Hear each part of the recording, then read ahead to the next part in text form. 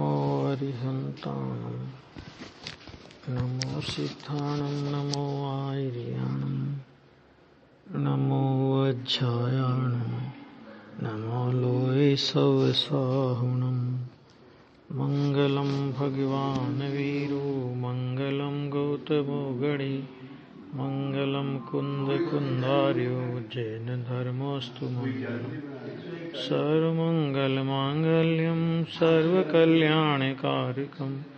प्रधानम सर्वधर्माणां जैनम जयतु शासनम जैनम जयतु शासनम सर्वव्यापैकचिद्रूप स्वरूपाय परात्मने सोपलब्धि प्रसिद्धाय ज्ञानानंदात्मने नमः।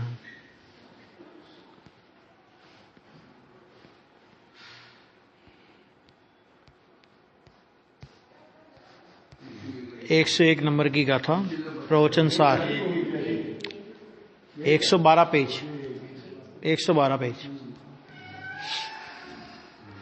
कल चर्चा चली थी थोड़ी, भावार्थ हमने कल ले लिया था थोड़ा ऐसे ही।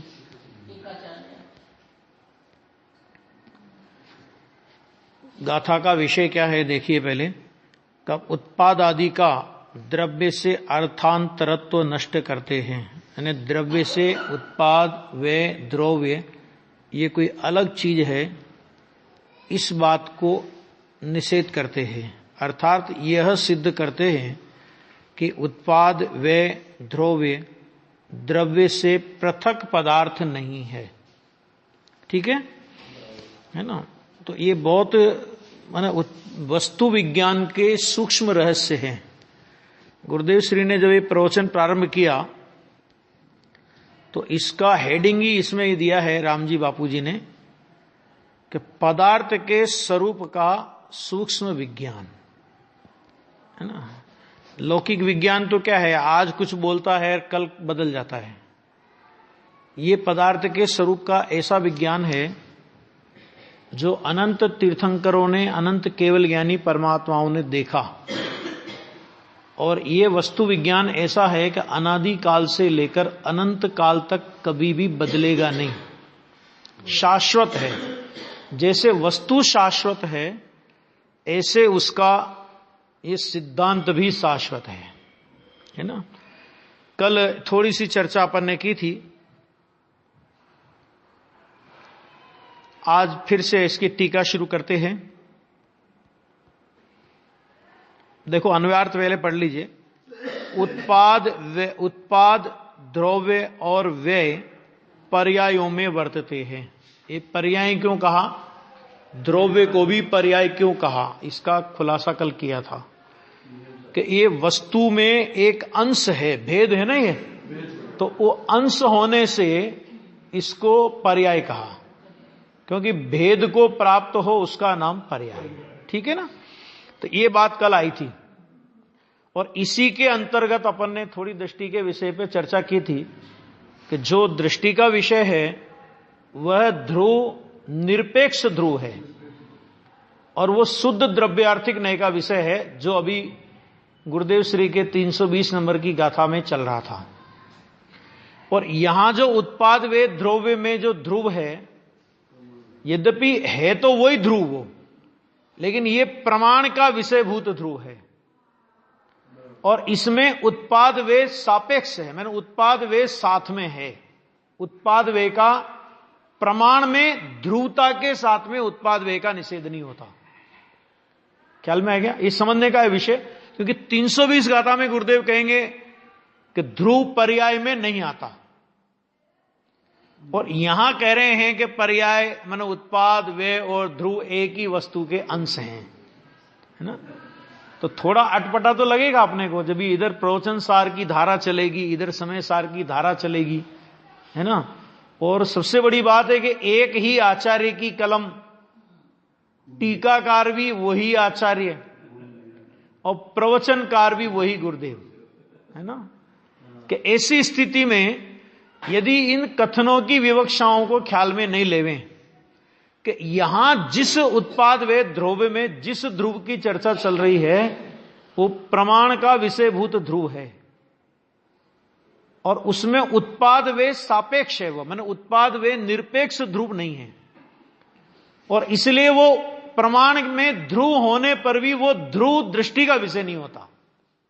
दृष्टि का विषय तो वही ध्रुव है जो अभी गुरुदेव श्री बता रहे थे 320 नंबर की गाथा में, है ना, कि 320 नंबर की गाथा में जो चला था ना लास्ट में, योगिंदु देव के परमात्म प्रकाश की 68 नंबर की गाथा का उद्धरण देकर के फरमा रहे थे कि यह जीव उपजता नहीं और मरता नहीं। और इसमें कितना गजब का अर्थ गुरुदेव ने निकाला है कि वो तो वास्तव में जो बहिश्री के शब्द थे गुरुदेव श्री के लिए कि श्रुत की लब्धि है, तो वास्तव में वो श्रुत की लब्धि ही वंत ही पुरुष था कि देखो उत्पाद माने जन्मता नहीं, मरता नहीं, बंध मोक्ष को करता नहीं, उसे तू जीव जान। क्या कहा? 4 बातें ली, जो उपजता नहीं, मरता नहीं, बंध को करता नहीं और मोक्ष को करता नहीं। तो है करता क्या है भला? आत्मा है कि कुछ नहीं करता। जो कृत्य हो उसे करने की जरूरत क्या पड़ेगी?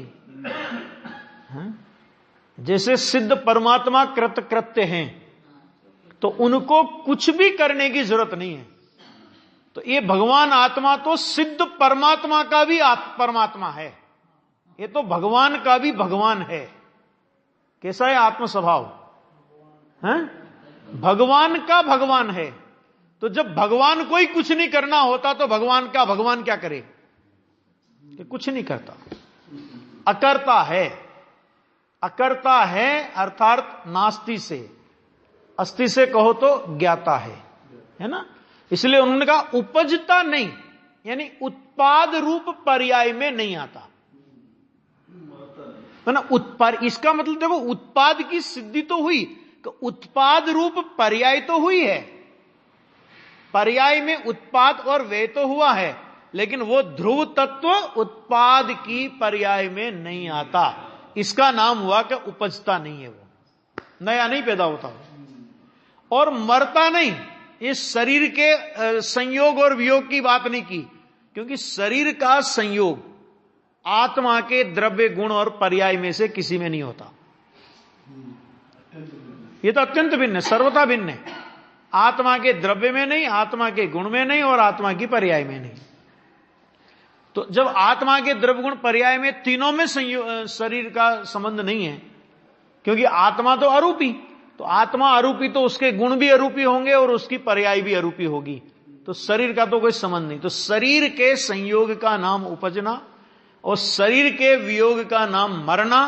कहते इसकी तो यहां बात ही नहीं है, क्योंकि अध्यात्म में शरीर को तो अलग रख दो, शरीर तो आता ही नहीं हो तो खत्म होगी बात उसकी, तो अत्यंत अभाव, सर्वथा अभाव है वहां तो। अब ये जो पर्याय उत्पन्न हुई है ना, तो क्या इस उत्पाद रूप पर्याय में वो ध्रुव नहीं आता, और पर्याय का नाश हुआ तो उस पर्याय के नाश से ध्रुव का नाश नहीं होता। क्योंकि ध्रुव का नाश कब हो सकता था कि यदि वो ध्रुव उत्पाद रूप पर्याय में आता, तो उस उत्पाद रूप पर्याय का नाश होने पर ध्रुव का भी नाश हो जाता। ये 320 गाथा में कहते हैं।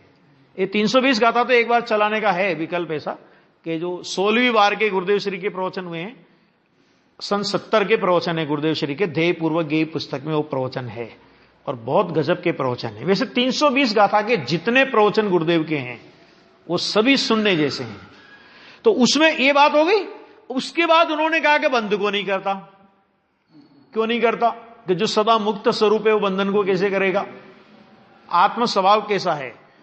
आत्म स्वभाव अबद्ध स्पष्ट है। 14 नंबर की गाथा, 15 नंबर की गाथा अपन लोगों ने सुनी कि भगवान आत्मा कैसा है? अबद्ध स्पष्ट है।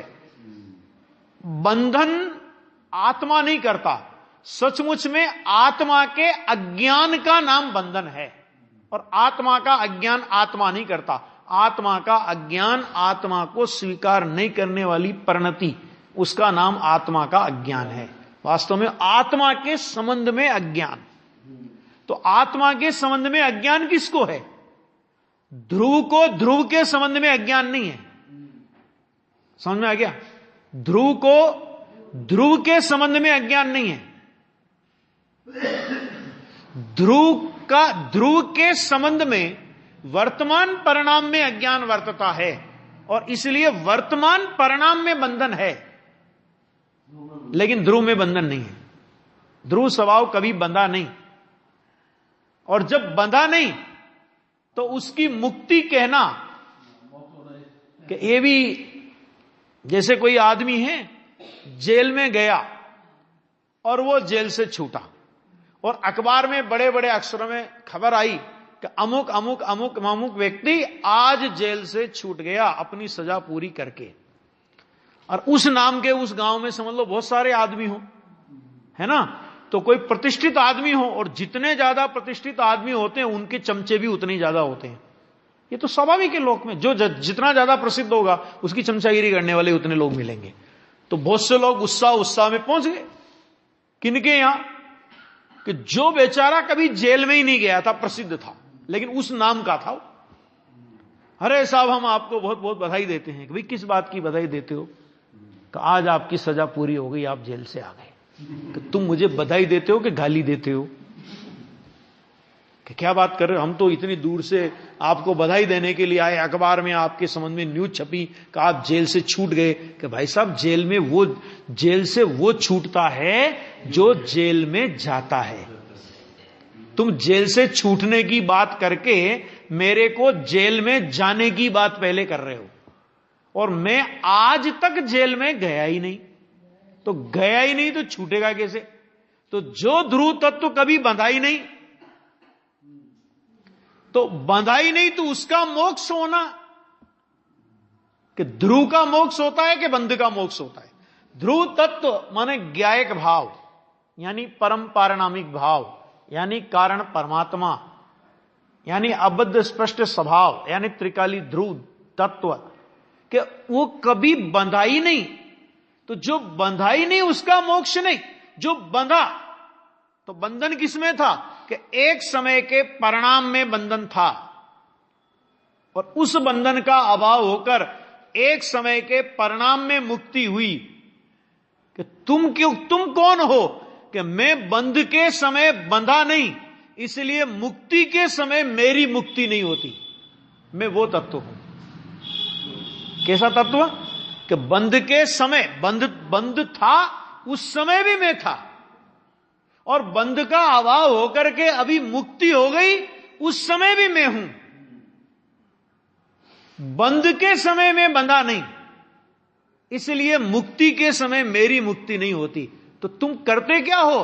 तो आचार्य कहते हैं कि बंध था तो बंध को जानता था, और अभी मुक्ति हो गई तो मुक्ति को जानता हूं, इसके अलावा मेरा कोई काम नहीं है।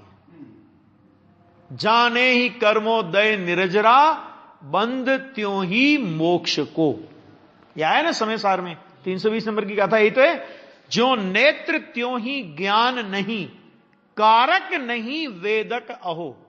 कि जैसे नेत्र है वो कुछ करता नहीं है, मात्र देखता है, इसी तरह ध्रुव तत्व कुछ करता नहीं है।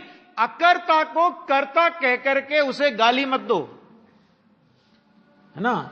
अरे आत्मा को मिथ्या दृष्टि कहकर के गाली देना, वो तो है ही कि वो तो गाली दुनिया को दिखाई देती है। जैन दर्शन तो यह कहता है कि आत्मा का मोक्ष हुआ या आत्मा का मोक्ष होता है, यह कहकर के उस ध्रुव तत्व को गाली मत दो।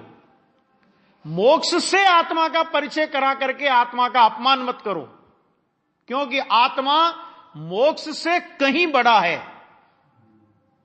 ख्याल में है कि नहीं है? ये वो तत्व है जो अभी 320 गाथा में चल रहा था।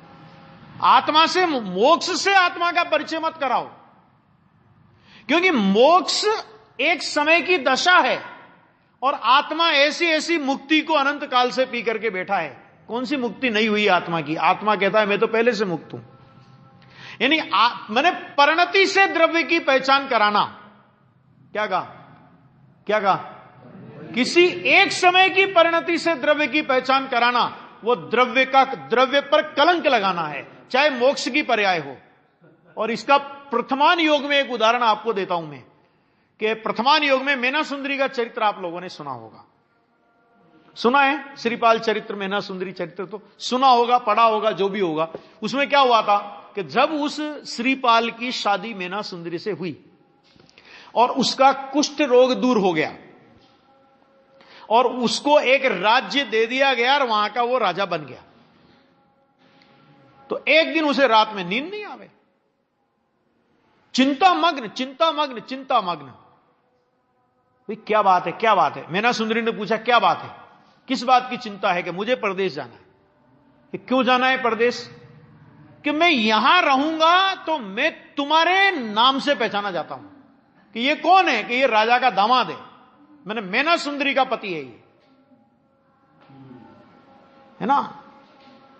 तो पत्नी के नाम से पति की पहचान हो, इसमें पति का अपमान है, सम्मान नहीं है।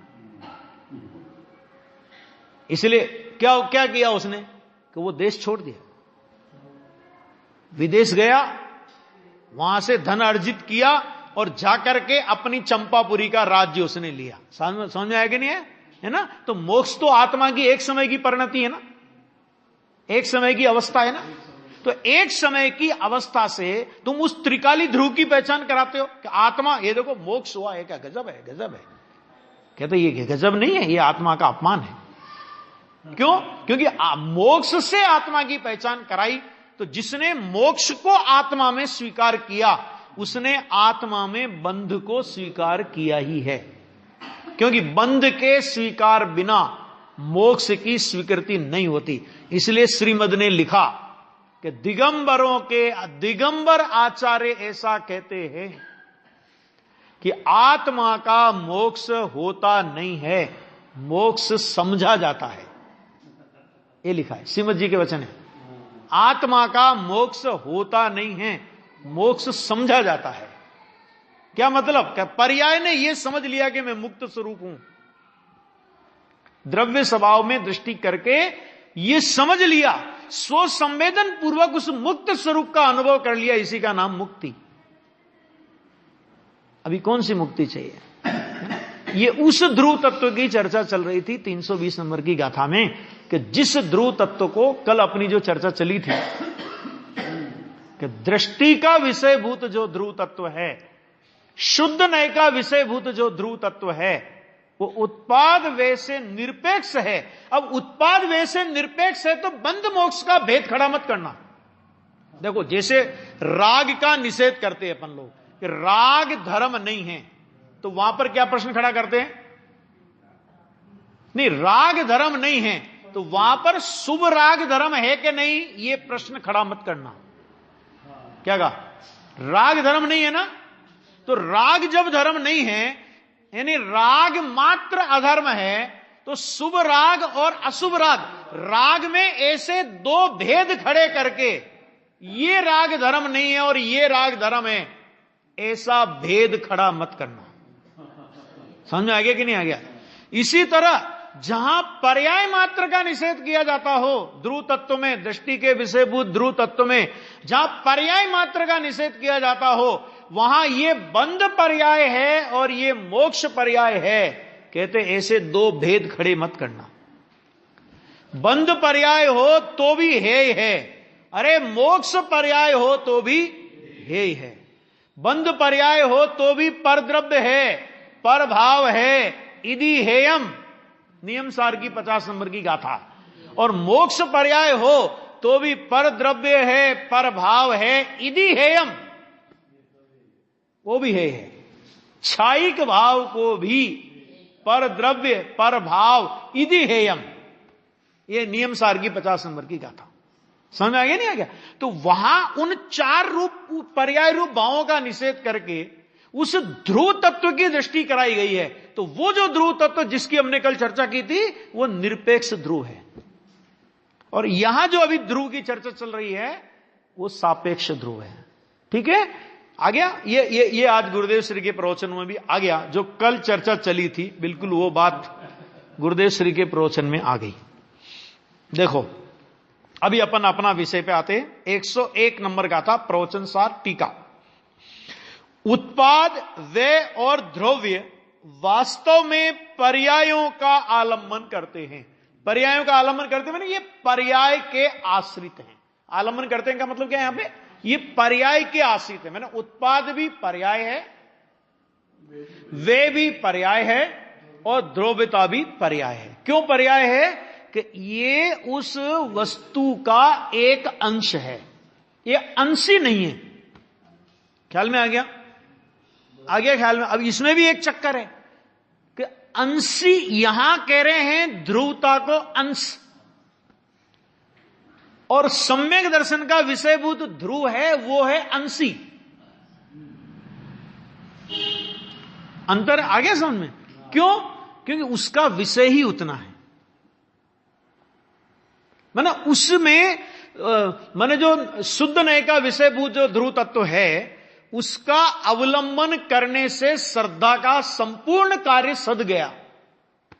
तो श्रद्धा का संपूर्ण कार्य सद गया तो वो ध्रुव उसके लिए अंश नहीं हुआ, वो अंशी है वहां की दृष्टि से।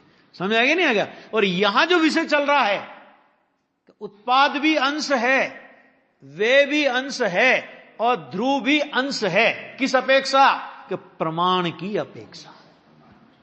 प्रमाण दृष्टि से देखोगे तो ध्रुव अंश दिखेगा, और शुद्ध नय की दृष्टि से देखोगे तो ध्रुव अंशी दिखेगा। देखने की कला है ना? और सच्ची बात, एक बात और सुन लो इसी बारे में, जिसे शुद्ध नय के विषयभूत ध्रुव तत्व की दृष्टि हुई, वास्तव में सच्चा प्रमाण उसको खिलता है ना? ध्येय पूर्वक ज्ञेय होता है। शुद्ध द्रव्य स्वभाव को ध्येय बनाया तो द्रव्य और पर्याय ये ज्ञेय हुए। पर्याय को ज्ञेय बनाने जाएगा तो पर्याय को ज्ञेय बनेगी नहीं। ध्रुव तत्व को ध्येय किए बिना पर्याय को ज्ञेय नहीं बना सकता। अज्ञानी पर्याय को ज्ञेय बनाने की बात करता है, लेकिन सचमुच में वो पर्याय रूप ही अपने को अनुभव करता है। इसलिए कहा श्रद्धान एक का और ज्ञान दो का। ज्ञान का विषय तो सब है, लेकिन एक का श्रद्धान हो तो उस स्वसंवेदन रूप अनुभूति के काल में द्रव्य पर्याय रूप भाव शुद्ध ज्ञान प्रकट होता है। वहां पर प्रमाण ज्ञान, निर्विकल्प प्रमाण जिसे बोलते हैं, है ना?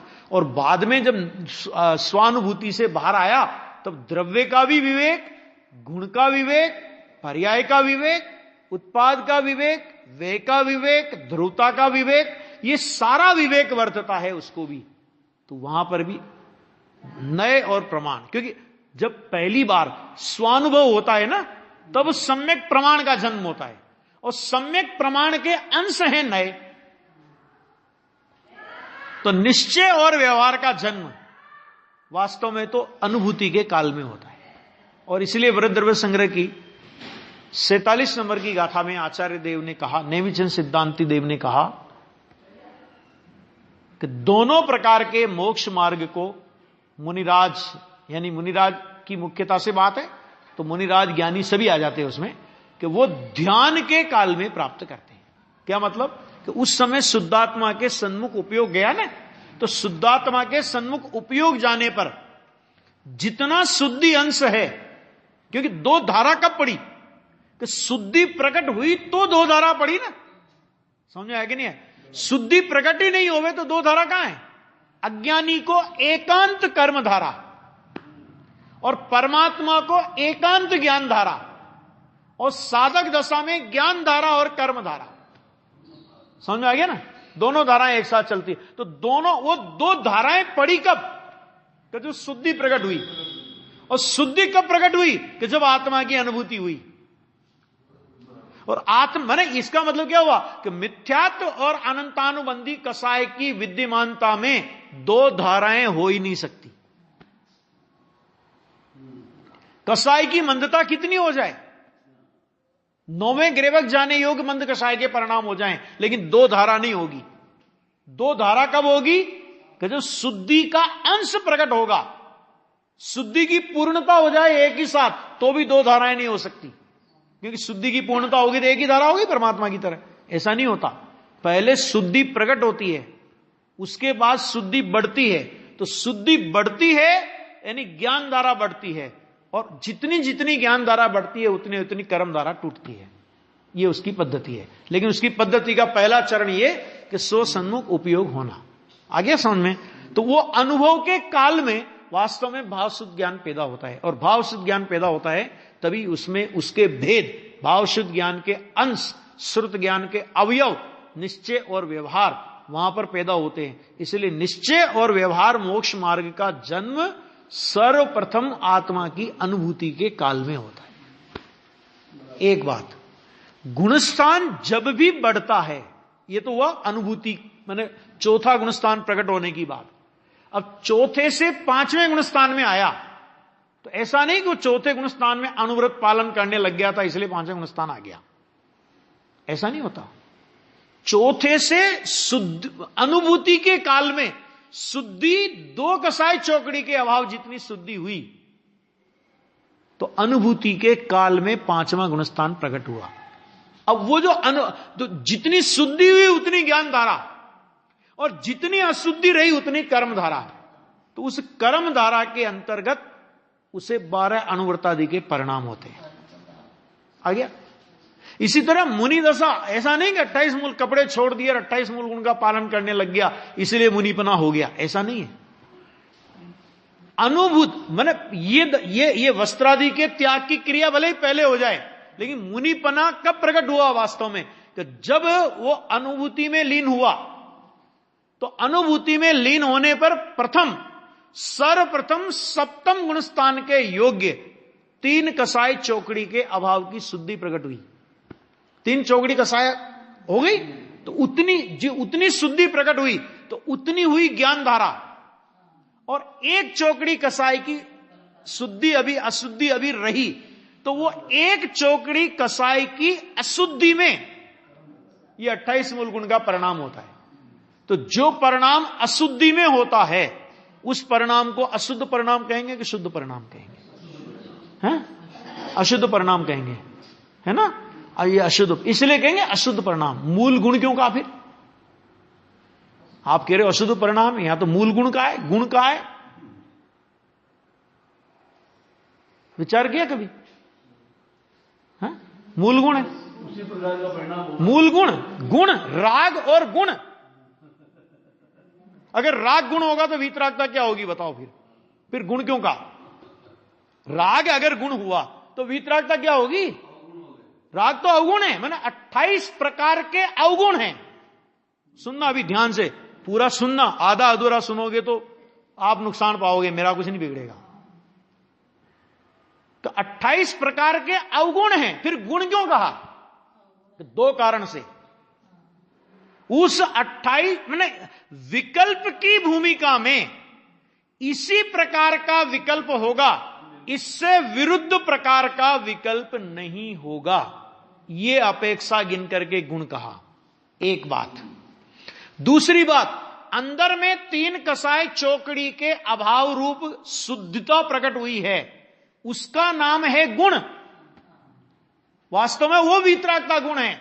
उस वीतरागता रूप गुण का आरोप इस राग पर करके, क्यों? क्योंकि ऐसी वीतरागता के साथ में इसी प्रकार का राग होता है, यदि होता है तो, नहीं होता है तो कोई आवश्यक नहीं। लेकिन यदि विकल्प होगा तो इसी प्रकार का होगा, इससे विरुद्ध प्रकार का नहीं होगा। यह बताने के लिए उस वीतराग भाव रूप गुण का उपचार अवगुण पर करके अवगुण को गुण कहने का नाम व्यवहार है। अब बोलो क्या बोले अभी? ऐसा है, क्योंकि राग अगर गुण हो गया तो वीतरागता क्या होगी? मुझे समझा दे कोई, बताओ आप। शास्त्र में लिखा, हम भी कह रहे हैं, लिखा है ना, लिखा है ना। किसने निषेध किया? लेकिन लिखा है उसका मतलब तो समझना पड़ेगा कि नहीं समझना पड़ेगा? लिखा है लेकिन लिखने का मतलब तो समझो। गुण क्यों कहा? राग को गुण क्यों कहा? राग मर्यादा में आया, तो राग की मर्यादा, वीतरागता के साथ में राग है, वीतरागता के साथ में राग है, गुण के साथ में अवगुण हो तो उसे भी गुण कहते हैं। बहुत गुणवान व्यक्ति हो और उसमें कोई एक आध अवगुण हो तो उसके अवगुण को मुख्य नहीं करते, उसको गुण ही कहते हैं। और अगर भाई साहब सुनना भी कि अगर ये गुण होते तो गुणों को बढ़ाया जाता है कि मिटाया जाता है? बताना जरा, बताओ। आओ लॉजिक से तो बात करो कि गुण है ना, तो गुण को बढ़ाया जाता है कि मिटाया जाता है? मुनिराज 7वें गुणस्थान या उससे आगे की दशा में क्यों जाते हैं? पाप मिटाने के लिए? अरे पाप तो उनको 6ठे गुणस्थान में मिट गया, पाप को कहां मिटाना? मुनिराज को कहां पाप मिटाना है? वो तो पुण्य मिटाना है उनको। तो जो श्रेणी मानी जाती है ना, वो श्रेणी पाप मिटाने के लिए नहीं मानी जाती, श्रेणी पुण्य मिटाने के लिए मानी जाती है। तो अगर ये गुण होता तो ये इनको बढ़ाना चाहिए, वो तो इनको मिटाने की फिराक में रहते हैं कि अभी मिट जाए तो बहुत अच्छा है हमारा। आगे समझ, ये अपेक्षा समझना।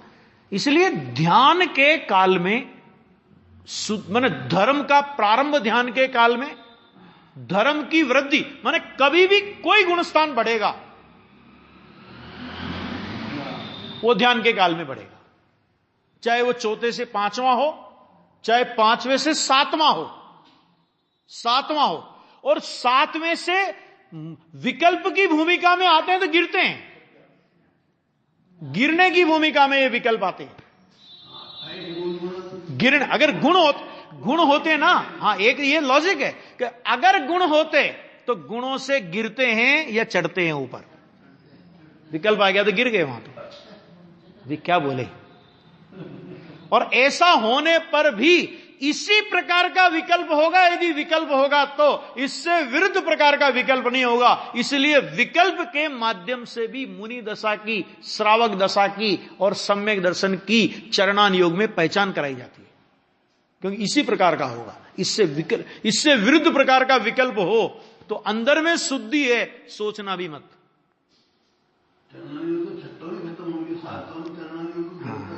हाँ आसान, हाँ देखो क्या, हाँ बिल्कुल नियम से 4 और 5वें गुणस्थान में ही त्याग होता है वस्त्रादि का। उसके बाद स्वरूप ध्यान में 7वां गुणस्थान आता है।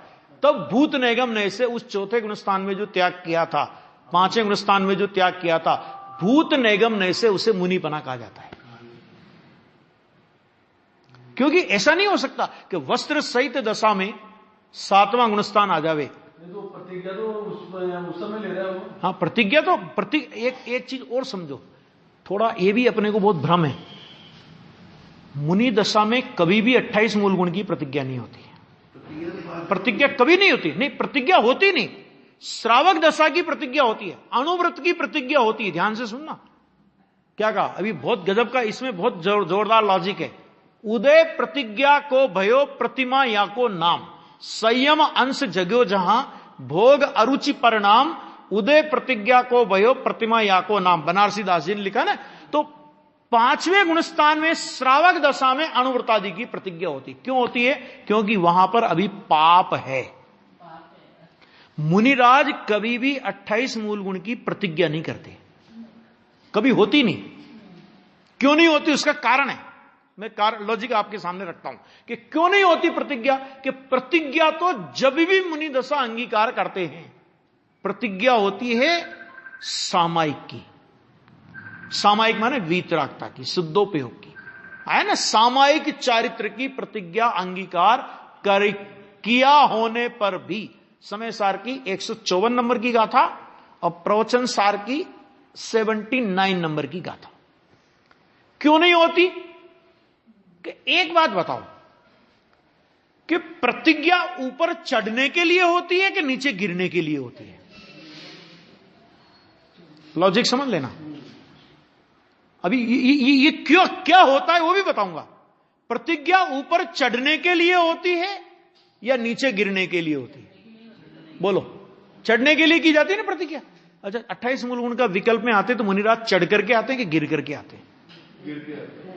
तो गिरकर, जो जिसमें गिरना पड़े, जिसमें गिर करके जिस भाव में आना पड़े, यानी 7वें गुणस्थान से गिर करके मुनिराज को 6ठे गुणस्थान में आना पड़े, तब 28 मूल गुण के परिणाम आते हैं। 7वें गुणस्थान में तो नहीं है ना ये परिणाम। वो तो नहीं है, मुनि अभी मैं पूरा कर रहा हूं ना बात को। तो अभी देखो कि वो 7वें गुणस्थान में तो नहीं है ना, 6ठे गुणस्थान में, तो वो 7वें से गिरते हैं तब 6ठा आता है। तो गिरने की प्रतिज्ञा कभी नहीं होती। तो होता क्या है कि सामायिक की प्रतिज्ञा के काल में आचार्य देव उनसे कहते हैं कि उत्सर्ग मार्ग तो यही है जिसकी तुमने प्रतिज्ञा की है, और कदाचित इसमें उपयोग स्थिर नहीं रह सके तो अपवाद मार्ग के रूप में ये 28 मूल गुण है। क्या कहा पढ़ लेना प्रवचन सार। ये भी चरणानयोग सूचक चूलिका जब चलेगी ना अपनी, तब वो पूरा विषय आएगा कि अपवाद मार्ग के रूप में ये है, इस मर्यादा को तोड़कर इससे बाहर कभी जाना नहीं।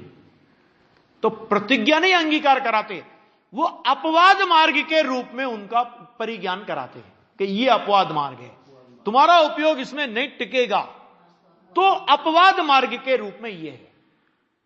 समझ आ गया ना? तो 6ठा गुणस्थान है वो अपवाद मार्ग है, और 6ठे गुणस्थान से वापस अंदर में गए वो उत्सर्ग मार्ग है। और इस प्रकार मुनिराज उत्सर्ग मार्ग और अपवाद मार्ग की मैत्री को साधते हैं। क्या मतलब कि उत्सर्ग मार्ग से विरुद्ध जाति का अपवाद मार्ग नहीं होता कभी भी। माने मुनि दशा के योग्य 7वें गुणस्थान में मुनि दशा के योग्य 6ठे गुणस्थान से विरुद्ध की प्रवृत्ति नहीं होती। अब बोलो तुम्हारा प्रश्न, अब बोलो। प्रश्न ये है, हाँ, अब जैसे वो जो शुद्धोपयोग में रहने की जो प्रतिज्ञा ली है, ना तो ली ना देखो ये प्रतिज्ञा 5वें गुणस्थान में ली है। हाँ, नहीं 5वें गुणस्थान में ली, लेकिन किस गुणस्थान के लिए ली? प्रतिज्ञा तो 7वें गुणस्थान की ली ना। उसके बाद तुरंत प्रतिज्ञा का निर्वाह करने के लिए 28 मूल गुण पालने नहीं बैठे। पहले जैसे ही दीक्षा विधि पूरी हुई और तुरंत सामायिक में बैठते हैं।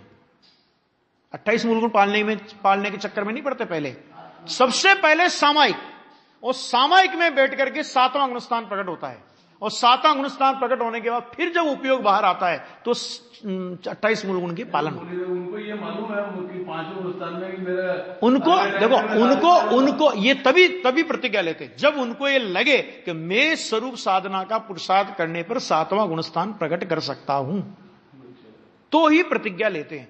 अब ये बात अलग है कि ऐसा होने पर भी अगर किसी को 7वां गुणस्थान नहीं आवे, 5वां गुणस्थान रह जाए, 4था गुणस्थान रह जाए, तो फिर वो 4थे गुणस्थान वाले द्रव्यलिंगी कहलाएंगे, 5वें गुणस्थान वाले द्रव्यलिंगी कहलाएंगे।